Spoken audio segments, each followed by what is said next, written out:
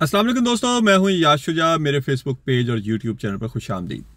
दोस्तों, आज जिन खबरों पे आपसे मैं बात करूंगा उनमें सबसे पहली खबर यह है कि क्या काजी फाइज ईसा फारग हो रहे हैं। इस्टेब्लिशमेंट और हुकूमत की इस पर दौड़े लग गई हैं। दूसरी खबर यह है कि फाइज ईसा की सुप्रीम कोर्ट में तारीखी बेइज्जती हुई है। उनके साथ केस की समाअत करने वाले जज भी दम बखुद देखते रह गए। ये कैसे हुआ। और तीसरी खबर यह है कि इमरान खान की कॉल पर कारकुनों ने तो कामयाब एहतजाज किया, लेकिन क़यादत कहाँ गायब है। लेकिन इससे पहले आपको एक बड़ी दिलचस्प यानी कि बात करूँ कि मुशाहिद हुसैन सैयद बड़े नामवर सहाफ़ी रहे हैं, बड़े कामयाब सियासतदान हैं और बड़ी अहम वजारतों पर रहे हैं। वज़ीर इत्तलात बड़ी देर रहे हैं और ख़ारजा अमूर का वसी तर तजुर्बा रखते हैं। और सबसे ज़्यादा जो इनकी है, जो इनके पोर्टफोलियो में चीज़ है वो ये है कि ये हमारी इस्टेब्लिशमेंट को पढ़ाते भी हैं, हमारे आला फौजी अफसरान को वहाँ पे जाके लेक्चर भी देते हैं। उन्होंने फ़रीहा इदरीस के प्रोग्राम में बैठकर बात करते हुए मोदी और हसीना वाजिद की हुकूमतों की धांधली के हवाले से बात कर रहे थे। तो वहाँ पर उन्होंने मौजूदा हुकूमत के बारे में बड़ा दिलचस्प इंकशाफ किया कि मुस्लिम लीग नून की 2024 के इंतखाबात में सिर्फ 28 नशिस्तें हैं, 27 पंजाब से और एक KPK से। और उन्होंने कहा बाकी सारे काम ठप्पे लगा लगा कर किया गया है। तो ये बड़ी मानी खेज़ खबर है, क्योंकि मुशाहिद हुसैन सैयद इस्टेब्लिशमेंट के बहुत करीब हैं। उनकी जानिब से ऐसी स्टेटमेंट बड़ी मानी खेज़ है और उसको बड़े मैं हैरत से देख रहा हूँ। दूसरी खबर जो इन खबरों से पहले आपसे बात करना चाहूँगा कि बिल आखिर मुस्लिम लीग नून के कायद मियाँ नवाज शरीफ भी मंजर आम पे आ गए।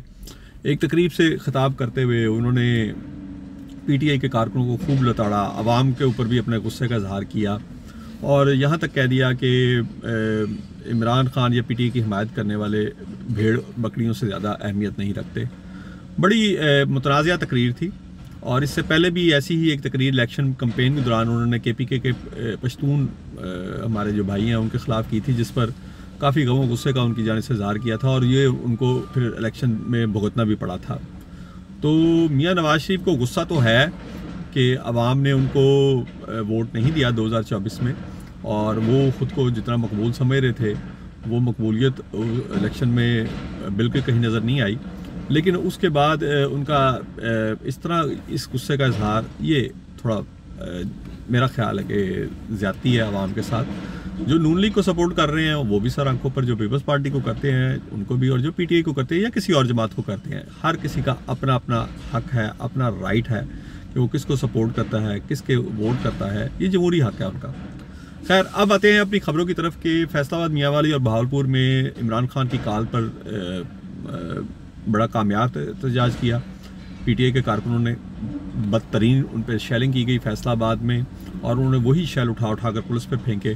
कई जगहों पे टकराव हुआ, तसादम हुआ और PTI के कारकुनों ने एक बार फिर साबित कर दिया कि वो जो पीपल्स पार्टी के कारकुनों का एक था, एक अपने ऊपर वो लेते थे कि जो भुट्टो गिरफ्तारी के बाद उन्होंने एहतजाज किया, उस जैसा एहतजाज पाकिस्तान में नहीं हुआ।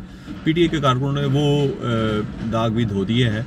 मेरा ख्याल है कि क़याम पाकिस्तान से लेकर अब तक किसी सियासी जमात के कारकुनों ने इस कदर पामर्दी से इस्टेब्लिशमेंट की परवरदा हुकूमत के मजालिम का मुकाबला नहीं किया जितना PTI के कारकुन कर रहे हैं और जितनी कुर्बानियाँ वो दे रहे हैं।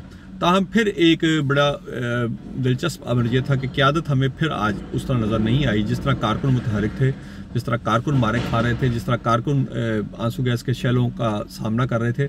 हमें क़यादत उस तरह नज़र नहीं आई। तो देखना यह है कि क़यादत क्यों इतनी कमज़ोर है और क्यों बार बार इमरान खान के मुतालबा करने पर भी क़यादत की जानिब से हमें वो सरगर्मी या हमें वो नज़र नहीं आती,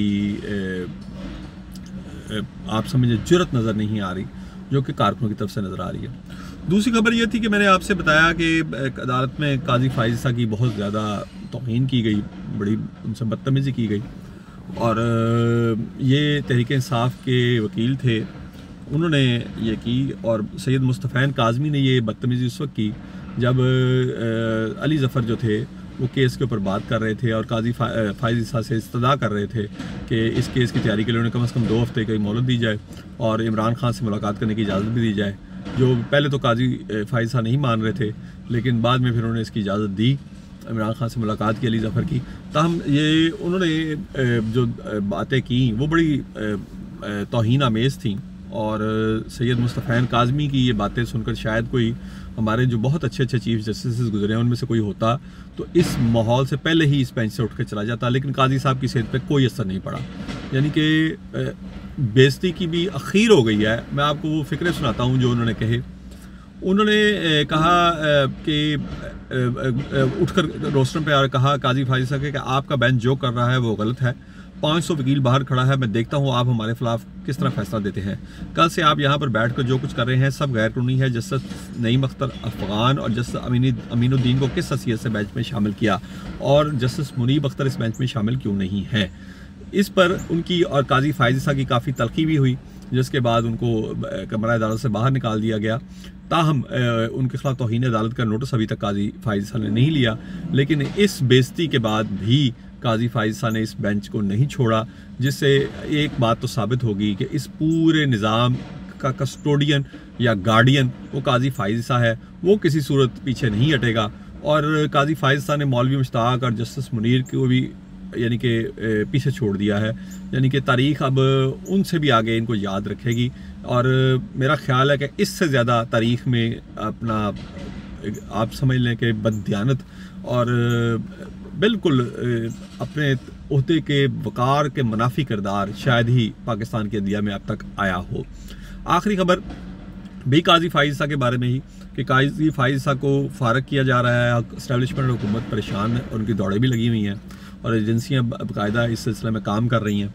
वो किस तरह के सुप्रीम कोर्ट के जिन 8 जजेस ने मखसूस नशिस्तों का फैसला दिया वो मज़ीद जजेस से भी रब्ता कर रहे हैं, और मौजूदा आइनी तरमीम के हवाले से उनको एतमाद में ले रहे हैं मेरे ज़राए के मुताबिक कि अगर ये आइनी तरमीम हो गई तो फिर अदलिया सवाए रबर स्टैम्प के कोई नहीं रहेगी, अदलिया का कोई वक़ार नहीं रहेगा। मौजूदा हुकूमत और इस्टेब्लिशमेंट एक पेज पे है इस हवाले से, और इस हवाले से उनका जो उनको मौक़िफ़ है वो मलिक असद केस में जैसे जजेस ने अपनी अलग अदालत लगाकर उस वक्त के चीफ जस्टिस को फारग किया था, वो उस सिलसिले में मुशावरत कर रहे हैं, क्योंकि इन जजेस ने पीछे हटने से इनकार कर दिया है। सुप्रीम कोर्ट के उन जजेस ने भी वो भी पीछे नहीं हट रहे। जस्टिस मंसूर अली शाह, मुनीब अख्तर, अतर मिनल्लाह और दीगर जिन्होंने मखसूस नशिस्तों के फैसले में का फैसला दिया। इसी तरह वो जजेस इस्लामाबाद हाई कोर्ट के 6 जिन्होंने ख़त लिखा था वो भी पीछे नहीं हट रहे। वो भी इस मामले को मंतकी इंजाम तक पहुँचाना चाहते हैं। उन पर बहुत ज़्यादा दबाव डाला जा रहा है मुस्तफ़ी होने का।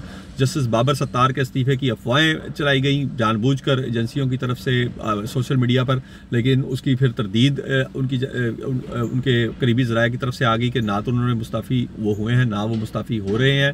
तो इस तरह एजेंसियों की जो इस वक्त दौड़ लगी हुई है वो इस हवाले से है कि सुप्रीम कोर्ट के जो 8 जजेस इस वक्त काजी फाइज साहब के ख़िलाफ़ खड़े हुए हैं उनकी तादाद बढ़ने ना पाए। अगर ये तादाद 11 या 12 तक पहुंच जाती है और अक्सरियत में आ जाते हैं तो ये अपनी अलग अदालत लगाकर काजी फाइज साहब को फारग भी कर सकते हैं, और ये पूरा निज़ाम लपेटा जा सकता है, जिस पर इस वक्त एजेंसियां काम कर रही हैं। इन जजेस की फ़ोन कॉल्स टेप हो रही हैं, इनकी तमाम सरगर्मियों पर नज़र रखी जा रही है, और जिन जजेस से ये रब्ता कर रहे हैं सुप्रीम कोर्ट के उनको भी कोशिश की जा रही है कि इनसे वो रब्ते में ना आए। अब देखना यह है कि ये जजेस कामयाब होते हैं या इस्टेब्लिशमेंट कामयाब होती है और वो मुतनाज़ा तरमीम करने में कामयाब हो जाती है, जिसके बाद पाकिस्तान में शायद आइन और कानून की कोई हैसियत और गुंजाइश नहीं रहेगी।